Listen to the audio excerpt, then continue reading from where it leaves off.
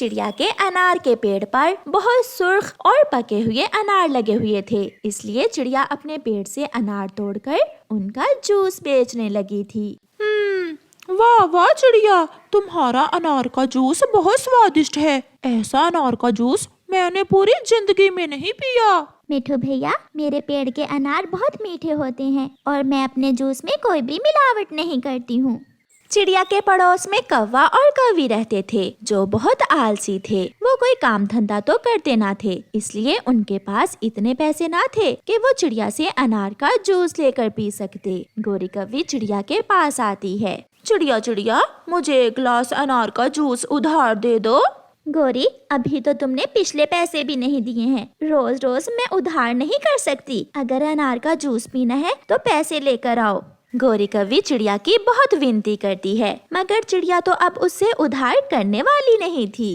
कालू जी, आज चिड़िया ने बहुत इंसल्ट की है मेरी सबके सामने। मुझे एक गिलास अनार के जूस का नहीं दिया। अगर रोज रोज उधार करोगी तो कौन तुम्हें देगा मुफ्त में माल? तो फिर तुम कमाई करो। अगर तुम कमा कर लाओगे तो फिर ही मेरे पास पैसे होंगे ना। फिर कौवा घर से काम ढूंढने जाता है। वो चिड़िया के पास जाता है। चिड़िया चिड़िया, मुझे काम पर रख लो। मेरे घर में ना भोजन है ना पैसे। चिड़िया को भी खाली गिलास धोने के लिए काम वाले की जरूरत थी, इसलिए चिड़िया कौवे को काम पर रख लेती है। पहले दिन तो कालू कौवा बहुत अच्छे से काम करता है। वो सारा दिन गंदे गिलास साफ करता है और शाम को चिड़िया उसे कुछ पैसे दे देती है। कालू जी, चिड़िया ने खुद इतने पैसे कमाए और तुम्हें सिर्फ 100 रुपए ही दिया है। मैं काम पर लगा हूँ चिड़िया के पास, मैंने उसके काम में हिस्सा नहीं रख लिया।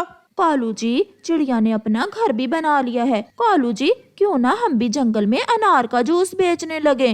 गोरी, बात तो तेरी ठीक है। कालू जी, मैं कल अपनी माँ वाले जंगल से अनार ले आऊंगी और अब हम भी चिड़िया का मुकाबला करेंगे। फिर दूसरे दिन वो ऐसा ही करते हैं। गोरी कौवी अपनी माँ वाले जंगल जाती है और वहाँ से कुछ अनार लेती है, मगर गोरी के अनार पूरी तरह पके हुए नहीं थे।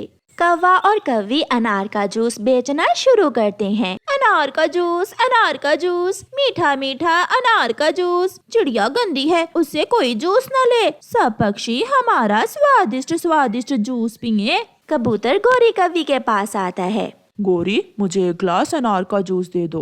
गोरी कौवी कबूतर को एक गिलास अनार का जूस देती है। गोरी, तुम्हारे अनार के जूस का रंग तो इतना लाल नहीं है, मैं नहीं पीऊंगा ये जूस। गोरी डंडा निकाल लेती है। गंदी आंखों वाले कबूतर, अब ये जूस लाल है या पीला, ये तुम्हें पीना ही होगा। डरते हुए कबूतर गोरी कौवी से जूस लेकर पी लेता है। छी छी, इतना बुरा जूस था, ना रंग ना स्वाद, छी छी। फिर गोरी कौवी और कालू कौवा सारा दिन बैठे रहते हैं, मगर कोई भी ग्राहक नहीं आता। कालू जी, किसी तरह चिड़िया की रेसिपी का खोज लगाओ कि चिड़िया कैसे जूस को लाल करती है। हमारे जूस का रंग चिड़िया जैसा लाल नहीं है। ये तो बहुत आसान है। फिर दूसरे दिन सुबह सवेरे ही कालू कौवा चिड़िया के ठेले के पास पेड़ के पीछे छुप जाता है। चिड़िया भी कालू कौवे को देख लेती है और चिड़िया कालू कौवे को सबक सिखाने का फैसला करती है। पहले निकालेंगे अनार से दाने और फिर इनका निकालेंगे जूस। थोड़ा सा नमक मिलाकर 2 चम्मच लाल मिर्ची के डालकर जूस को लाल कर लेंगे। ये रही मेरी सीक्रेट रेसिपी। ऐसे चिड़िया कौवे को दिखाकर जूस बनाती है। जान ली, मैंने चिड़िया की सीक्रेट रेसिपी जान ली है।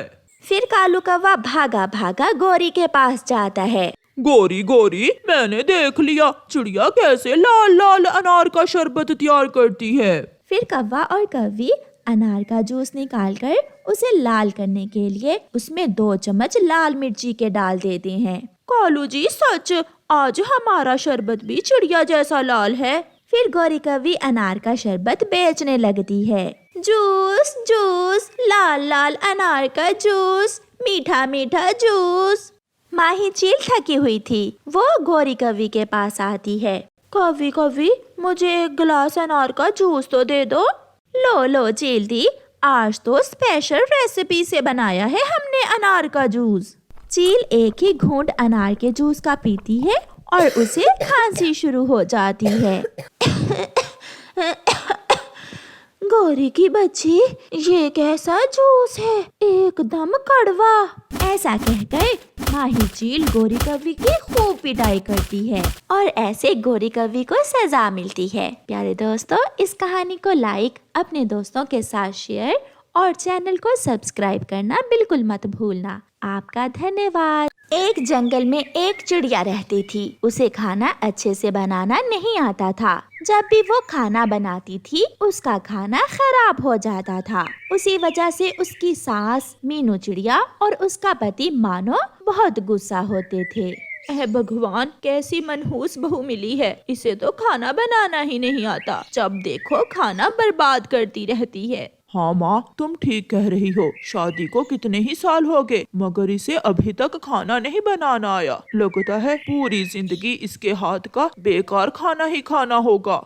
माँ जी, आप नाराज मत हो। मैं अच्छा खाना बनाने की बहुत कोशिश करती हूँ, मगर न जाने क्यों खाना खराब हो जाता है। सासू माँ, मैं घर के दूसरे काम तो ठीक से करती हूँ ना? घर के काम तो सभी करते हैं, लेकिन तू खाना बनाना सीख ले, वरना मैं तुम्हें घर से निकाल दूंगी। अगले दिन टूनी की सास की सहेली उसे मिलने आती है। टूनी सबके लिए खाना बनाती है। अरे सहेली, ये तूने कैसी चिड़िया से अपने बेटे की शादी कर दी? इसके पंख में तो जरा भी स्वाद नहीं है, एकदम बेकार का खाना है। क्या करूं गोरी कौवी सहेली, मेरे तो फूटे नसीब। ना जाने ये मनहूस बेवकूफ बहू मुझे कैसे मिल गई। अब मैं क्या कर सकती हूँ? मेरी मान तो अपने बेटे की दूसरी शादी कर दे किसी और चिड़िया से, जिसे अच्छे अच्छे पकवान बनाने आते हो, और इसे घर से निकाल दे। हाँ सहेली, ये आइडिया तो ठीक है। मैं अपने बेटे की दूसरी शादी करवा देती हूँ। फिर टूनी की सास अपनी सहेली के साथ मिलकर अपनी बहू को बहुत मारती है। पति जी, मुझे बचाओ। देखो, सासू माँ और उसकी सहेली मुझे मार रही हैं। छोड़ो मुझे।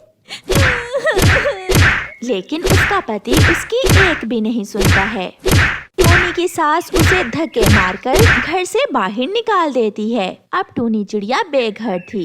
वो घने जंगल में एक पेड़ की खोखर को अपना घर बना लेती है और उसी में रहने लगती है। टूनी की सास अपने बेटे की दूसरी शादी कर देती है, जिसे अच्छे अच्छे पकवान बनाना आते थे। सासू माँ, ये लें, ये मसाले मुझे ला दें, ताकि मैं आपको स्वादिष्ट स्वादिष्ट खाने बनाकर खिला सकूं। टूनी की सास लिस्ट लेकर दुकान पर जाती है। भाई जी, ये मसाले मुझे दे दें। ये मसाले बहुत महंगे होंगे, ये लें, 500 रुपए के बने हैं। ये सुनकर नई बहू की सास बहुत परेशान हो जाती है। ये वाली बहू खाना तो अच्छा बना लेती है, मगर मेरा घर उजाड़ कर रख देगी।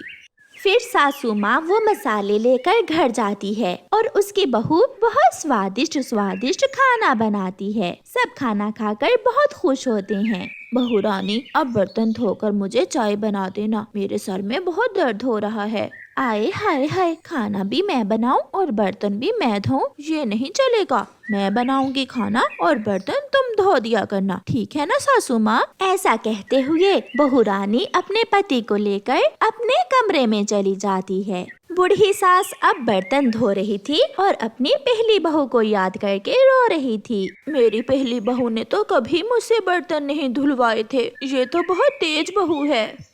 फिर दूसरे दिन उसकी बहू फिर से उसे एक लिस्ट दे देती है। सासू माँ, ये रही मसालों की लिस्ट और ये रही मेरे मेकअप की लिस्ट। बहू, अभी तो कल मैं मसाले लाई थी। सासू माँ, अगर स्वादिष्ट खाने चाहिए तो मसाले तो लाना ही होंगे। बिना मसालों के मैं स्वादिष्ट खाना कैसे बना सकती हूँ? सास चली जाती है।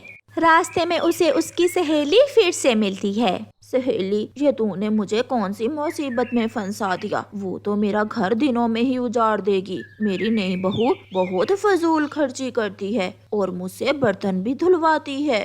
तुम्हारे जैसी सास का यही इलाज है। तुम्हारी पहली बहू सारे घर के काम भी करती थी और रात को तेरी टांगे भी दबाती थी। अब ये वाली दबाएगी तेरा गला और मैं देखूंगी तमाशा।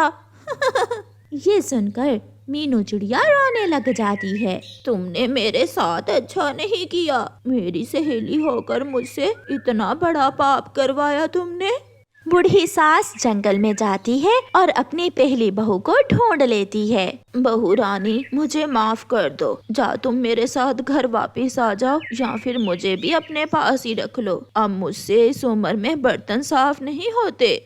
सासू माँ जी, जाओ और मजे मजे के खाने खाओ, मैं यहाँ खुश हूँ। ऐसा ना करो बेटी, मुझे माफ कर दो। फिर उसकी पहली बहू मान जाती है और मीनू उसे अपने साथ अपने घर ले जाती है और एक अलग घर में उसके साथ ही रहने लगती है। प्यारे दोस्तों, इस कहानी को लाइक, अपने दोस्तों के साथ शेयर और चैनल को सब्सक्राइब करना बिल्कुल मत भूलना। आपका धन्यवाद।